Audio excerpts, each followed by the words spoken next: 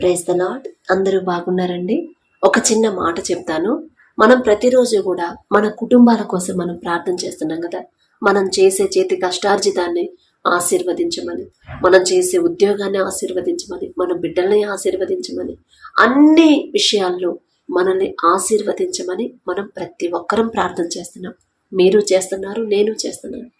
అయితే దావీదు గారు ప్రతిరోజు కూడా ఒక ప్రార్థన చేస్తారు. ఏంటంటే కీర్తనల గ్రంథము 23వ అధ్యాయం 3వ వచనంలో, ఆయన నా ప్రాణమును తృప్తిపరచును, తన నామమును బట్టి నీతి మార్గములలో నన్ను నడిపించుచున్నాడు అని. మనం నీతిగా నడవాలన్నా, మనం సరైన దారిలో నడవాలన్నా, వాక్యం నుండి తప్పిపోకుండా జాగ్రత్తగా ఉండాలన్నా కూడా తండ్రి నడిపిస్తేనే. ఇక్కడ దావీదు గారు మనకు చెప్తున్నారు, మనం తెలుసుకోవాలని. మనం ఎప్పుడూ కూడా మన ప్రార్థన ఆశీర్వాదాల కోసమే ఉండిద్ది, కానీ మనల్ని సరిచేయమని ఎవరన్నా ప్రార్థన చేసుకుంటున్నారా? ఒకసారి ఆలోచించుకోండి. మీ ప్రార్థనలో, అయ్యా నేను వాక్యం నుండి తప్పిపోకుండా, వాక్యం నుండి నేను దూరం అవ్వకుండా, లోకంలో పడకుండా మొదట నా క్రియను సరిచేయండి, మొదట నన్ను సరిచేయండి. ఆ ఒక్కదాని కోసమే ప్రార్థన ఎవరైనా చేస్తున్నారా? ఒకసారి ఆలోచించండి. తండ్రి ప్రతి దినము కూడా ఎవరో ఒకరి ద్వారా మనల్ని సరిచేస్తున్నాడు, ఎవరో ఒకరి ద్వారా మనల్ని హెచ్చరిస్తున్నాడు, ఎవరో ఒకరి ద్వారా మనల్ని మనం జాగ్రత్తగా ఉండమని తండ్రి మనతో మాట్లాడుతున్నాడు. అది నేనే కావచ్చు, ఇంకొకళ్ళు కావచ్చు, వేరే వాళ్ళు కావచ్చు. కానీ ఏ మాట వచ్చినా అది తండ్రి దగ్గర నుంచే వచ్చిందని జాగ్రత్తగా పట్టుకుంటేనే, జాగ్రత్తగా ఆలోచిస్తేనే మనకు అర్థమైంది. ఆశీర్వాదాల కోసమే మనం ప్రార్థన చేస్తున్నాం, స్వస్థత కోసమే ప్రార్థన చేస్తున్నాం, బాగా సమృద్ధి కోసం మనం ప్రార్థన చేస్తున్నాం. కానీ సరిచేయమని ప్రార్థన చేస్తున్నామా లేదా?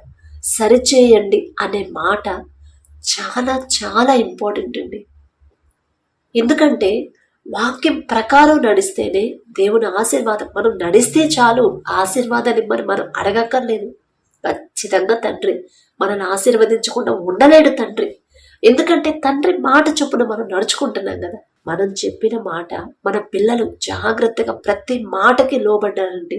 అసలు వాళ్ళు అడగకుండానే మనం ఎన్ని చేస్తాం, వాళ్ళకి ఎన్ని కొనిపెడతామండి మన కడుపును పుట్టిన మన బిడ్డలకి. ఆయన స్వహస్తాలతో ఆయన చేసిన బిడ్డలం మనం. మరి తండ్రి మన క్రియలను బట్టి ఎంత సంతోషిస్తాడు. మన క్రియలు వాక్యానికి అనుకూలంగా ఉండాలంటే, వాక్యానుసారంగా మనం నడవాలంటే మన వల్ల కాదు.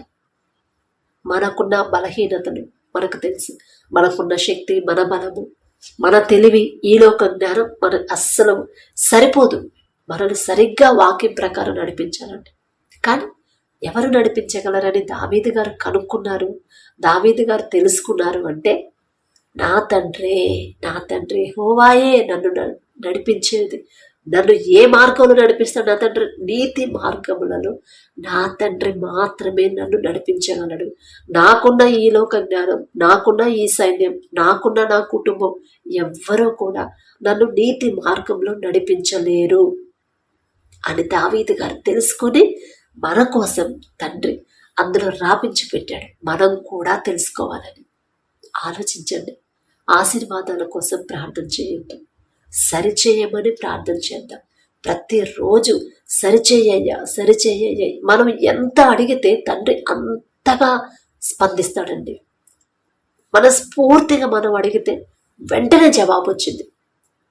మనకున్న సమస్యల గురించి ఆలోచిస్తా అడిగితే ఆ సమస్యలే మన మైండ్లో ఉంటాయి, కానీ మనస్ఫూర్తిగా తండ్రితో మాట్లాడలేము. అందుకే దావీదు గారు కీర్తనల గ్రంథము 119వ అధ్యాయం 105వ వచనంలో, నీ వాక్యము నా పాదములకు దీపమును, నా త్రోవకు వెలుగునై ఉన్నది అని తండ్రి అది కూడా రాపించి పెట్టాడంటే మనం ఏ దారిలో నడవాలి. మనకున్న జ్ఞానంతో మనం అడుగు ముందుకేస్తే ఖచ్చితంగా మన అడుగు ఇరుకులో పడిపోయింది. సరైన దారిలో మనం నడవలేము. ఖచ్చితంగా సమస్యల్లోకి వెళ్ళిపోయింది మన అడుగులు. కానీ దావీదు గారు ఆలోచించారు, అసలు తండ్రి గొప్పతనం, తండ్రి మనసు, తండ్రి శక్తి, తండ్రి బలం గ్రహించగలిగారు. ఎంత ధన్యతో కదండి. మరి మనం కూడా గ్రహించగలుగుతున్నామా తండ్రి శక్తి, తండ్రి బలం, తండ్రి బాహుబలం? ఆలోచించుకోండి. దేవుని వాక్య ప్రకారమే మనం నడవాలి. ఆ ప్రకారంగా నడిస్తేనే మన పాదములకు దీపము, ఒక సరైన త్రోవను మనం నడిపిస్తాడు తండ్రి. తండ్రి మాటే మన జీవితానికి ఇంపార్టెంట్. అందుకే తండ్రి వాక్యంలో చెప్తారు, మనిషి రొట్టె వలన మాత్రము కాదు గాని దేవుని నోట నుండి వచ్చి ప్రతి మాట వలన జీవించును. మనం ఆహారం తీసుకున్నా తీసుకోకపోయినా, జాగ్రత్తగా ఉన్నా లేకపోయినా మన వల్ల కాదు. కానీ దేవుని నోట నుండి వచ్చే మాటే, ఆ వాక్యమే మనల్ని బ్రతికించేది. వాక్యమే, నీ వాక్యమే నన్ను బ్రతికించును అని ప్రతి మాట కూడా జాగ్రత్తగా చదివితే, జాగ్రత్తగా ఆలోచిస్తే తండ్రి వాటి అర్థాన్ని మనకు బయలుపరుస్తాడంట. అందుకే దావీదు గారు తెలుసుకున్నారు, ఆలోచించి ఆలోచించి, అసలు తండ్రి, నా తండ్రి లేకుండా నేను లేను కదా, నా తండ్రి ఉంటేనే కదా నేను సరిగ్గా నడవాలన్నా. ఒకానొక సమయంలో నా సొంత ఆలోచనతో నేను బయటికి వెళ్ళాను, భరించరాని పాపంలో పడిపోయాను, క్షమించరాని పాపంలో పడిపోయాను. కానీ అసలు నేను పాపంలో పడకుండా, దారి తప్పకుండా జాగ్రత్తగా నీతి మార్గంలో నేను జీవించాలంటే నా వల్ల కాదు, నా ఫ్రెండ్స్ వల్ల కాదు, నా సైనికుల వల్ల కాదు, నా కుటుంబం వల్ల కూడా కాదు, నా దేవుని వల్ల మాత్రమే అది అవుతుంది. నా తండ్రి మాత్రమే నన్ను సరైన దారిలో నడిపించగలరు. ఒకవేళ నేను దారి తప్పిన నన్ను సరిచేయగల శక్తి నా తండ్రికే ఉంది, కానీ ఎవ్వరికీ లేదు అని తెలుసుకున్నారు దావీదు గారు. అందుకే తండ్రి అంటే దావీదు గారికి అంత ఇష్టం. దావీదు గారు అంటే తండ్రి గారు కూడా ఎంతో ఇష్టం తండ్రికి. మరి మాటలన్నీ మనం చదువుతాము, ప్రతిరోజు చదువుతాము, కానీ అసలు ఎందుకు ఈ మాట రాపించి పెట్టారు తండ్రి అని ఆలోచించాం. ఎందుకంటే అంత టైం మనకు ఉండదు కదా. ఒక్క మాట చదివినా కూడా ఆ మాట ప్రకారం మన జీవితం ఉందా లేదా అనేది మనం ఆలోచించుకోవాలి. అదే తండ్రి మన కోసం రాపించి పెట్టింది. అందుకే ఆశీర్వదించమని అడగొద్దండి, సరిచేయమని అడుగుదాం. ఎందుకంటే మనం ఎలాంటి వారమో మనకు తెలుసు, తండ్రికి తెలుసు. తండ్రి దగ్గర ఏదైనా సరే దాయగలమా? ఏది దాచిపెట్టలేం కదా. తండ్రికి సమస్తము తెలుసు. మన మాట, మన క్రియలు, మన ఆలోచనలు, మన మైండ్లో ఏముందో, మన హృదయంలో ఏముందో ఎదుటి వాళ్ళకి తెలియకపోవచ్చు. మన తండ్రికి తెలుసు, సమస్తము తెలుసు. నా తండ్రి ముందు మనం ఉంటున్నాం, అది గుర్తుపెట్టుకోండి. మనల్ని ప్రతి క్షణం కంటికి రెప్పలా చూస్తున్నాడు తండ్రి. చూచుచున్న దేవుడు అని ఎందుకు రాపించి పెట్టారంటే తండ్రి చూస్తున్నాడు, జాగ్రత్తగా ఉండండి అని. తండ్రి చూస్తున్నాడు. మనం పడే బాధ తండ్రికి తెలుసు. ఆ బాధ ఎందుకు వచ్చింది, అసలు మనం పడే సమస్యలు తండ్రికి తెలుసు. ఆ సమస్యలు ఎందుకు వచ్చాయి? మనం సరైన త్రోవలో నడవట్లేదు, సరైన దారిలో మనం నడవట్లేదు. అది ఆలోచించుకోండి. ఆలోచించుకొని మన సొంత జ్ఞానంతో, మనకున్న బలంతో, మనకున్న వివేకంతో మనల్ని మనం సరిచేసుకోలేము.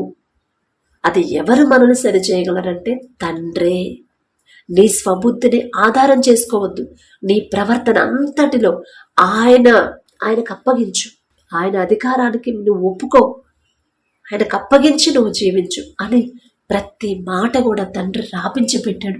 మనం గ్రహించలేకపోతున్నాం, చదువుతున్నాము కానీ గ్రహించలేకపోతున్నాం. ఇప్పుడు గ్రహించండి, ఇప్పుడు ఆలోచించండి. ఇన్ని రోజులు గడిచిన దినాలు గడిచిపోయాయి, వదిలేసేయండి. ఈ దినం నుండి ఈ మాటలు వింటున్న ఇప్పటి నుండైనా సరే ఆలోచించండి.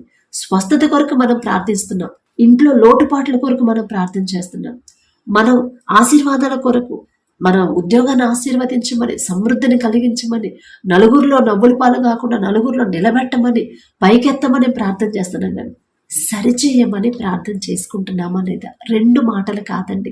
మన ప్రార్థన అంతా మనల్ని సరిచేయ, నన్ను సరిచేయ, మొదట వాక్యం ప్రకారం నన్ను మార్చండి అయ్యా, మీకు ఇష్టలుగా నన్ను మార్చండి అయ్యా అని ఎంత ప్రార్థన చేస్తే మనం సరిచేశానంటే తండ్రి ఇక ఆశీర్వదించకుండా ఉండగలడండి? ఉండలేడు కదా. అందుకే ఆశీర్వాదం తండ్రి ఖచ్చితంగా ఇస్తాడు. కానీ మొదట మన క్రియలు సరవ్వాలి, మన ప్రవర్తన సరవ్వాలి, మన జీవితం సరైన దారిలో నడవాలి. మన తండ్రి నీతిమంతుడు కాబట్టి ఆయన బిడ్డలుగా మనం కూడా నీతి మార్గములోనే నడవాలని తండ్రి కోరుకుంటున్నాడు. చెప్పాడు కూడా తండ్రి, మొదట నా నీతిని, రాజ్యాన్ని వెతకమని చెప్పాడు. నీతిమంతుడు, న్యాయాధిపతి మన తండ్రి. ఆ ప్రకారంగా మనం జీవిస్తున్నామనేది. నేనైతే ఏదో ఒక విషయంలో జారిపోతానే ఉంటానండి. నేనేదో పెద్ద భక్తి గల దానని కాదు, ఖచ్చితంగా జారిపోతాను. మళ్ళీ అరే ఇది కరెక్ట్ కాదు కదా, ఏంది ఇలా గబక్కన మాట అనేసానేంది అని తండ్రి ఆలోచన వెంటనే గ్రహింపు. వెంటనే వెళ్ళి దేవుని పాదాల దగ్గరికి వెళ్ళి, అయ్యా తెలుసు తెలియకు నేను గబక్కన మాట జారాను, నా మాట వల్ల వాళ్ళు ఏమైనా బాధపడి ఉంటే క్షమించండి అయ్యా, ఇంకెప్పుడు అలా మాట్లాడే ఆ మనసు నాకు రానివద్దయ్యా, ఆ మాట నా నోటి వెంట రానివద్దయ్యా, సరిచేయ్యా అని ప్రతి దినము అడుగుతానండి. ఆ తండ్రి తెచ్చాడు తండ్రి, నేనేం పాటిదాన్ని, నా భక్తి ఎంతో నా బ్రతికెందో నా తండ్రికి తెలుసు. అయినా నా తండ్రి దయ.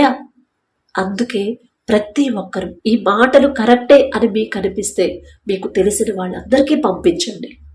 లైక్ చేయమని నేను చెప్పను, సబ్స్క్రైబ్ చేసుకోకపోయినా పర్వాలేదు, కానీ మనం తెలుసుకున్నది తోటి వారికి కూడా చెప్పాలి. ఇప్పటి వరకు ఎలా ప్రార్థన చేస్తున్నారు, ఖచ్చితంగా దాదాపు ఆశీర్వాదాల కోసమే ప్రార్థన చేస్తూ ఉంటారు నాకు తెలిసి. కానీ అది కాదు, సరిచేయమని అడగాలి. ఇప్పుడున్న ఈ జనరేషన్లో మనం ఎంత జాగ్రత్తగా ఉండాలనుకున్నా కూడా జారిపోతానే ఉన్నాము. మీరు గమనించుకోండి. ప్రతి విషయంలో నేను చాలా పర్ఫెక్ట్గా ఉంటాను సిస్టర్ అంటారేమో, అలా అనుకోకూడదండి. నీతిమంతులు లేరు, ఒక్కరునూ లేరు అని తండ్రి చెప్పారు. తండ్రి చెప్పిన తర్వాత నేను నీతిమంతుడిని, నేను చాలా జాగ్రత్తగా ఉంటాను, నేను పరిశుద్ధురాలి అని చెప్పుకోకూడదు కదా. అందుకే అయ్యా మొదట నన్ను సరిచేయండి, మొదట నా క్రియలు సరిచేయండి, నా హృదయాన్ని సరిచేయండి, నా మాట సరిచేయండి, నా ప్రవర్తన సరిచేయండి అయ్యా. మీకు ఇష్టమైన దారిలో మమ్మల్ని నడిపించండి అయ్యా. వాక్యానుసారంగా నడిచే హృదయాన్ని, జ్ఞానాన్ని మాకు అనుగ్రహించండి, సరిచేయండి అయ్యా. మా క్రియలు సరిగా లేవు, మా మాట సరిగా లేదు, ప్రవర్తన సరిగా లేదయ్యా అని ప్రతి దినము మొదట సరిచేయమని అడగండి. ఖచ్చితంగా కుటుంబం ఆశీర్వదించబడకపోతే అప్పుడు ఆలోచించండి. కాబట్టి ఆలోచించి ప్రార్థన ఎలా చేయాలో నేర్చుకోండి. సరిచేసే ప్రార్థన, సరిచేయమని అడగాలి. అంత గొప్ప దావీదు గారే ప్రార్థన చేశారు. దావీదు గారే దేవుడికి ప్రతి దినము కూడా అయ్యా నేను ఏం ఆలోచించాలి, ఏ త్రోవలు నడవాలి, ఏ పని చేయాలి, ఆ యుద్ధానికి నేను వెళ్ళాలా వద్దా, నేను నడవలసిన మార్గాన్ని నాకు తెలియజేయము, మీ మాటకి లోబడే బుద్ధి నాకు పుట్టించయ్యా అని అంత గొప్ప రాజు దావీదు గారే అడిగినప్పుడు మనమెంతండి, మనమే పాటివారమండి. అసలు దావీదు గారంటే ఎంత గొప్ప రాజు చేశాడు తండ్రి. ఏ యుద్ధానికి వెళ్ళినా గెలిపే కదా. ఎంతమంది సైన్యం, ఎంత కుటుంబం, ఎంత బలగం ఉంది. అయినా సరే నాకున్న ఏది కూడా నన్ను సరైన దారిలో నన్ను నడిపించలేదు అని గుర్తించాడు. ఆయన తెలుసుకున్నాడు. దావీదు గారు తెలుసుకున్నారు, నా దేవుడు తప్ప నన్ను ఎవ్వరూ సరిచేయలేరు, నా దేవుడు తప్ప సరైన నీతి మార్గములో నన్ను ఎవ్వరూ నడిపించలేరు, నా దేవుడే నా కాలు ఇరుకున పడకుండా నేను జాగ్రత్తగా నడవాలంటే నా తండ్రి నాకు ఉంటేనే అని ఆయన గుర్తించారు. కాబట్టే, తెలుసుకున్నారు కాబట్టే ఆయన జీవితం ఎంత ఆశీర్వదించబడింది. తప్పు చేసినా కూడా, ఆయన బిడ్డలుగా తప్పు చేసినా కూడా ఆ తప్పు ఒప్పుకునే అవకాశాన్ని తండ్రి ఇస్తాడండి. కొంతమంది తప్పు చేసినా ఆ ఒప్పుకునే అవకాశం తండ్రి ఇవ్వడు, భ్రష్టాత్మకు అప్పగిస్తానన్నాడు. ఆ పరిస్థితి మనకు కానీ మన బిడ్డలకు కానీ రాకూడదు. తల్లిదండ్రులు చేసిన తప్పులు 4 తరాల వరకు ఉంటాయని పరిశుద్ధ గ్రంథంలో రాపించి పెట్టారు, పాత నిబంధన. అయినా సరే మనం ఎందుకు తప్పు చేయాలి? తల్లిదండ్రులుగా మనం కరెక్ట్గా ఉంటేనే మనల్ని బట్టి మన బిడ్డలను ఆశీర్వదిస్తాడని తండ్రి దావీదు గారిని అలాగే ఆశీర్వదించారు కదా. నిన్ను కాదు, నీ తరువాత నీ సంతానాన్ని కూడా నేను ఆశీర్వదిస్తానని దావీదు గారు అడగలేదు కదా. అడగకుండానే ఆశీర్వదిస్తాడు. అంత ప్రేమ తండ్రికి, ఆయన మాటకు లోబడితే. అంత ప్రేమ ఎప్పుడు వచ్చిందంటే ఆయన మాటకి, తండ్రి మాటకి మనం పూర్తిగా లోబడితే.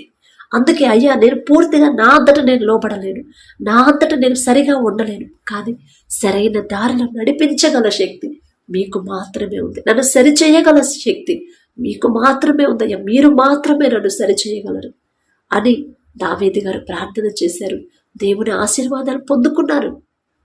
కాబట్టి ఆలోచించి ప్రార్థన చేయడం నేర్చుకోండి. Praise the lord.